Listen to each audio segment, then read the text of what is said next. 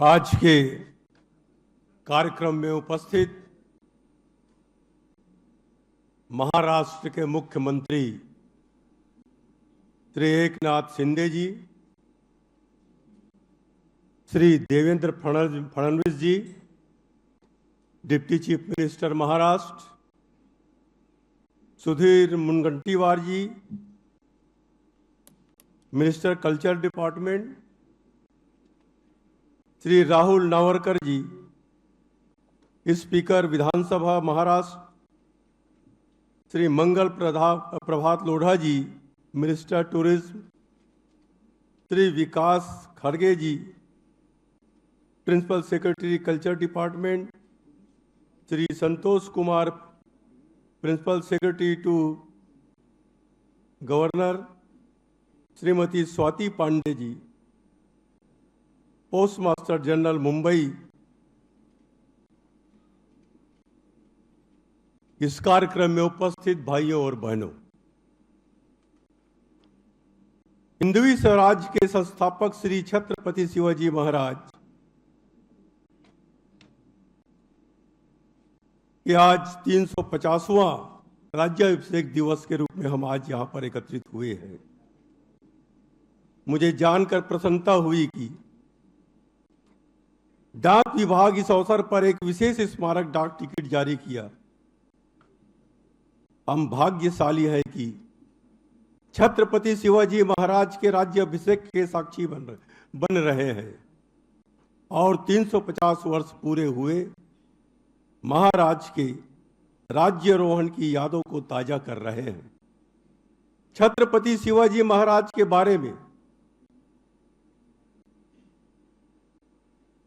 लिखते हैं, निश्चय के महामेरु, अनगिनत लोगों के संरक्षक, अचल स्थिति में अविचल श्रीमंत योगी श्री शिवाजी महाराज भारत माता के महानायक हैं, जिनका जीवन और कार्य महाराष्ट्र और भारत के लोगों के लिए बहुत ही प्रेरणादायक है।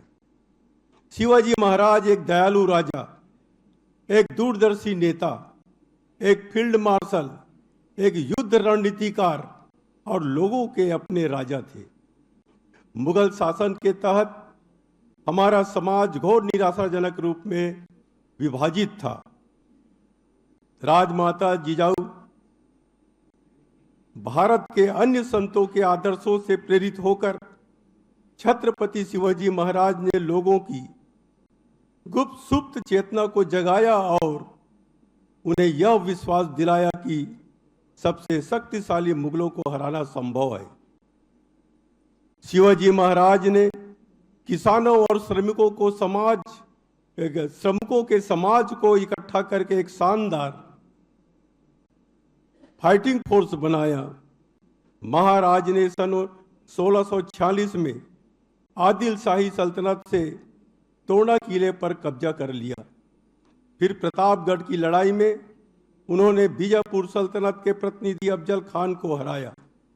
जिस काल में शिवाजी महाराज ने मुगल साम्राज्य को चुनौती दी थी, तब मुगल साम्राज्य अपने चरम पर था। शिवाजी महाराज ने तमिलनाडु के तंजावुर तक अपना साम्राज्य विस्तार किया। शिवाजी महाराज ने न्याय प्रणाली और राजस्व संग्रह में सुधार किया और नागरिक कल्याण को प्राथमिकता दी। अपनी सोच में कई गुना आगे रहने वाले दूरदर्शी शिवाजी महाराज ने सूरत से चलाए जा रहे कॉलोनियल उद्यम जरिए धोखे को सबसे पहला पहचाना और उन्हें गंभीरता से लिया। ईस्ट इंडिया कंपनी के मंसूबों को भांपते हुए उन्होंने सूरत पर आक्रमण किया। दुर्भाग्यवश शिवाजी महाराज अपने राज्याभिषेक के बाद केवल 6 वर्ष तक जीवित रहे। अगर शिवाजी महाराज 20 साल और जीवित रहते तो निश्चित ही भारत का इतिहास पूरी तरह से अलग होता। उनकी मृत्यु के पश्चात 7 साल बाद ही ईस्ट इंडिया कंपनी ने अपना मुख्यालय बंबई में स्थानांतरित कर लिया, जिसके बाद कंपनी ने शोषण और लूट के एक युग का अनावरण किया। दूरदर्शी शिवाजी महाराज ने अपनी नौसेना बनाने का बीड़ा उठाया, जिन्होंने अवैध किलों का निर्माण और किलेबंदी भी की। छत्रपति शिवाजी महाराज के अधूरे कार्य को छत्रपति संभाजी महाराज और उनके उत्तराधिकारियों ने आगे बढ़ाया। छत्रपति शिवाजी महाराज के जीवन और कार्यों को याद करते हुए हमें सरखेल कान्होजी आंग्रे के शौर्य और बलिदान को भी याद करना चाहिए। कान्होजी आंग्रे ने पुर्तगालियों और ईस्ट इंडिया कंपनी की सेना को मजबूती से काबू में रखा था। उसी तरह बाजीराव पेशवा की बहादुरी और वीरता को भी नहीं भूला जा सकता, जिन्होंने कई युद्ध जीते और गुजरात, मालवा, राजपूताना, बुंदेलखंड में मराठा साम्राज्य की स्थापना की। उन्होंने जंजीरा को सिद्धियों से मुक्त कराया।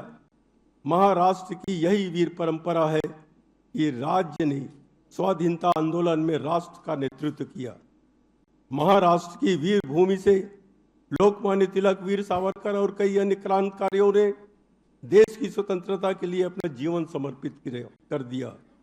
आइए हम छत्रपति शिवाजी महाराज के राज्याभिषेक समारोह से प्रेरणा लेकर महिलाओं के सम्मान, सभी धर्मों और पंथों के सम्मान और नागरिकों के कल्याण के लिए उनके आदर्शों को बनाए रखने का प्रयास करें।